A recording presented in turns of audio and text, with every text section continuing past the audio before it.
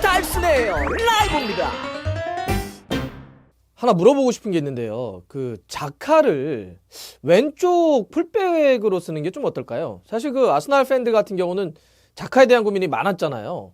아, 이 선수가 좀 어떻게 해야 되나, 뭐 미드필더로 나갔을 때 실수도 있고 이러니까 뭐 주장이었는데 그래가지고 지난번에 막 야유 이런 것 때문에 자카가 막 완장도 집어던지고 막 이런 사건이 좀 있었는데, 근데 아르테타 감독 와가지고 뭔가 변화의 조짐이 좀 보이고 있단 말이에요. 그런데다가 현재 아스날에 고민하고 좀 몇 가지가 맞물리면서 자카를 제가 막 생각을 해봤거든요.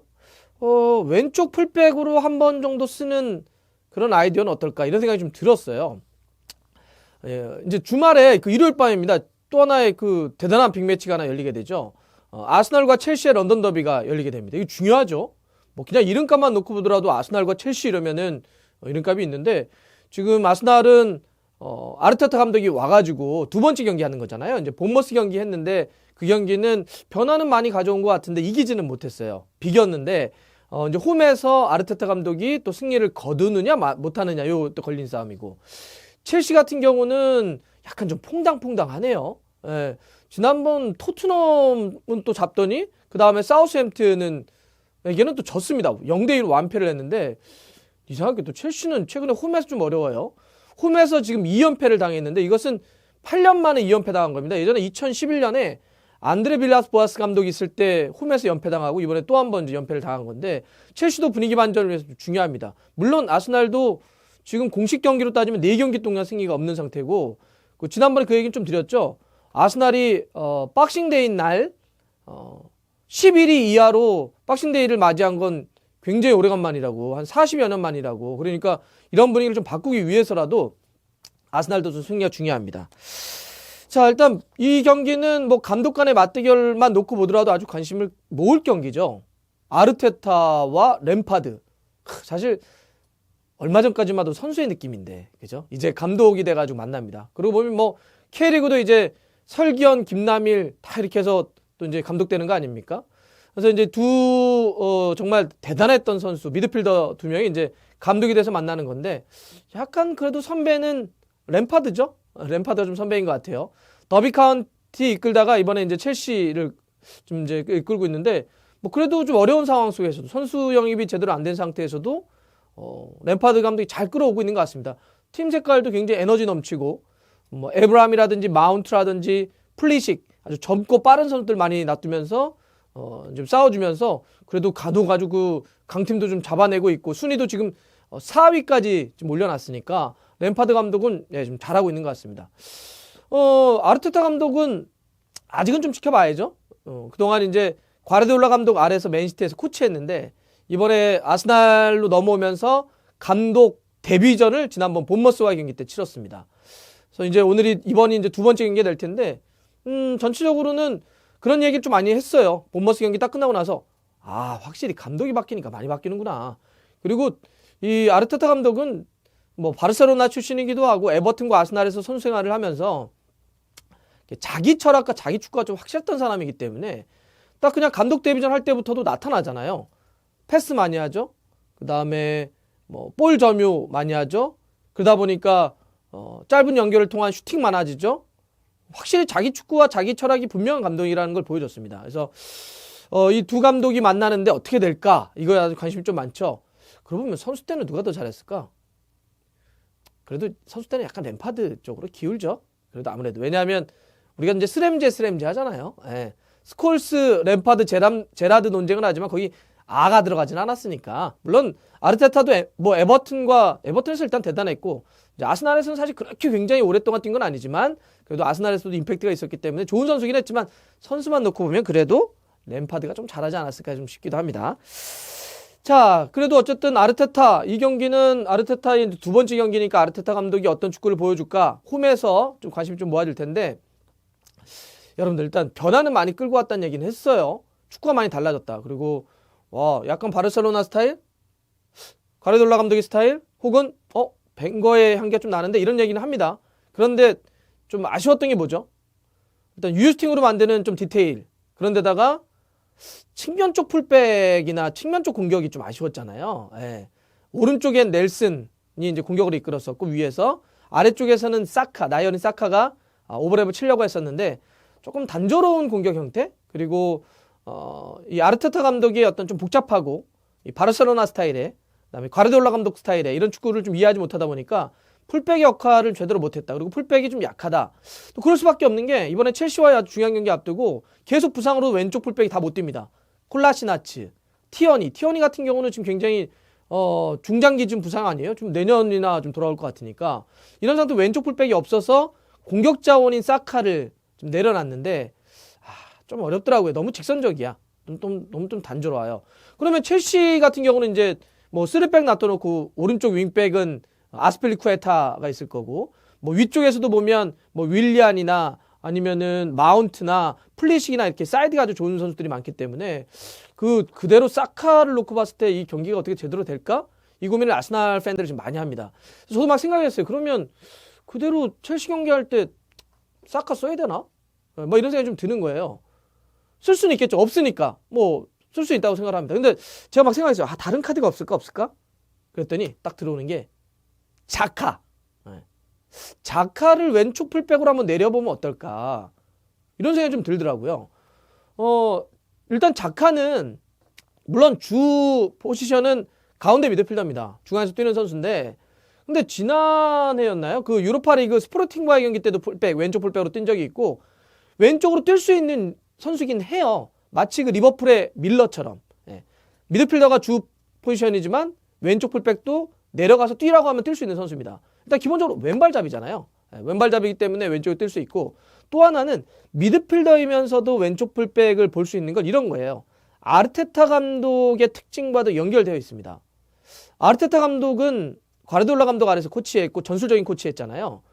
그 맨시티가 측면 쪽 풀백을 어떻게 씁니까? 그냥 측면 쪽에 갖다 놓고 직선적으로 오르내리기만 하는 것이 아니라 중앙 쪽에 와가지고 빌드업을 가담하면서 이렇게 움직이는, 그러니까 이렇게 움직이는 게 아니라 이렇게 움직이는 형태를 많이 가잖아요. 진첸코. 그다음에 이제 맨시티의 또 오른쪽 워커도 이렇게만 오버랩 치는 게 아니라 가운데 와가지고 그래서 이제 중미와 같이 움직임을 가져간단 말이에요. 이렇게 놓고 봤을 때 아르테타 감독이라고 한다면 자카를 그런 식으로 왼쪽에 놔둬놓고 중앙 쪽으로도 오가는 형태를 충분히 가져갈 수 있지 않을까? 이런 생각이 좀 드는 거예요. 제가 이런 아이디어를 좀 느꼈던 건 바로 지난 이제 본머스와 경기 때 자카의 움직임이 이전하고 많이 달라졌어요. 자카가 이전 감독들이 있을 때는 그냥 수비형 미드필더나 그냥 이쪽 미드필더에서 정도나 이렇게 움직였었는데, 이번에 아르테타 감독이 첫 경기 본머스와 경기 때 히트맵을 보면 위쪽에서 약간 왼쪽 사이드에서 이렇게 움직이는 걸 더 공격적으로 움직이고 약간 사이드 쪽으로 더 많이 움직여가지고 이렇게 플레이하는 걸 좀 볼 수가 있었는데, 이날 경기에 사실 최고의 어떤 키맨은 지금 뭐 현지 언론도 얘기하고 있지만 외질입니다. 외질이 아르테타 감독 체제에서 상당히 많은 걸 보여줬는데, 외질이 키패스를 4개 팀에서 제일 많이 했다고 그랬잖아요. 그 자카는 몇 개 한 줄 아세요? 본머스의 경기 때? 3개 했어요.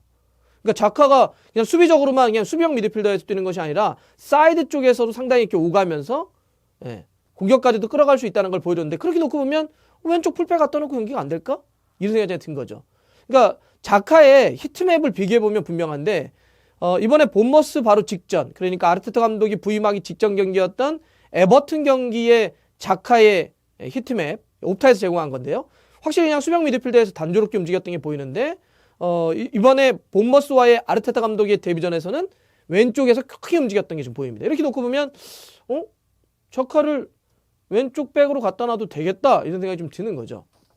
이렇게 감독의 특징, 그 다음에 자카의 또 어떤 왼발, 그리고 또 왼쪽 풀백을 봤던 또 자카의 어떤 이력, 그런데다가 지금 왼쪽 풀백이 여전히 뭐 티언이라든지 콜라시나치가 뛸 수 없는 상황, 이렇게 놓고 봤을 때는 자카를 왼쪽 백으로 갖다 놓는 아이디어가 괜찮지 않을까? 그러면 자카를 갖다 놓으면 중앙 미드필더는 어떻게 해요? 이렇게 물어볼 수 있잖아요. 루카스 토레이라, 겐두지 이렇게 세워놓을 수 있죠.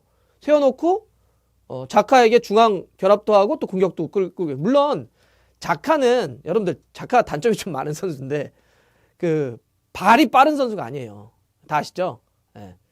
그러니까 이따금씩 막 중거리 같은 왼발 킥 빡빡 때려대긴 하는데 발이 빠른 선수가 아니다. 이번에 그 직전 경기였던 본머스와 경기 때도 보면 시속 우리 얘기하잖아요, 선수가. 그 이제 예를 들면 뭐 손흥민이나 아니면 진짜 뭐 빠른 선수 트라우레나 이런 선수들 같은 경우는 빠르면 뭐 35, 36 이렇게 나오잖아요. 이번에 그 최고 시속이 본머스 경기에 자카가 얼마 정도 났을까요? 27입니다. 최고 시속이. 물론 뭐 보통 인간들에 비하면 빠른 거긴 하겠지만 선수치고는 좀 느리죠.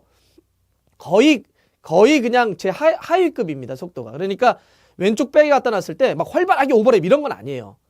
근데 발이 느림에도 불구하고 왼쪽 풀백을 볼 수 있는 건 아까도 얘기했던 것처럼 아르테타 감독의 전술적인 특징하고 맞물려 있고, 또 이제 자카는 발은 좀 느린 반면에 활동량이 진짜 많은 선수입니다. 이번에 본머스와 경기 때도 보면 활동량이 거의 11.20km를 달려서 팀에선 최고였어요. 예. 발은 느리지만 활동량은 많은 선수이기 때문에 왼쪽에 갖다 놓고, 그러니까 밀러하고 비슷해요, 느낌이. 밀러도 굉장히 하드워커잖아요. 굉장히 많이 뛰면서 그 커버를 해줄 수 있는 선수인데, 그런 식으로 자카를 한번 써보는 게 어떨까 싶습니다. 그런 이제 첼시와의 어떤 이 매치업을 놓고 보더라도 아주 좋은, 첼시의 어떤 좋은 왼쪽의 공격 자원들을 막기 위해서라도 자카의 어떤 수비력, 사카보다는 자카가 낫지 않을까요? 이런 느낌이고요. 그래서 두 팀의 예상 선발은 이렇습니다. 자카를 왼쪽으로 놨을 때에 일단 아스날의 선발부터 말씀드리겠습니다. 제 예상입니다. 4-2-3-1을 쓸 것 같고, 최전방에 라카제트, 2선은 왼쪽부터 오바메양, 외질, 페페가 선발 복귀할 것 같고요. 그다음에 중앙 미드필더 2명은 루카스 토레이라와 겐두지, 그다음 포백은 왼쪽부터 자카, 다비드 루이스, 체인버스가 징계에서 복귀할 것 같고요. 그다음에 오른쪽은 나일스, 골키퍼는 레노가 볼 것 같습니다. 첼시입니다. 첼시는 3백 쓰면서 3-4-2-1 쓸 것 같은데요. 최전방에 에브람.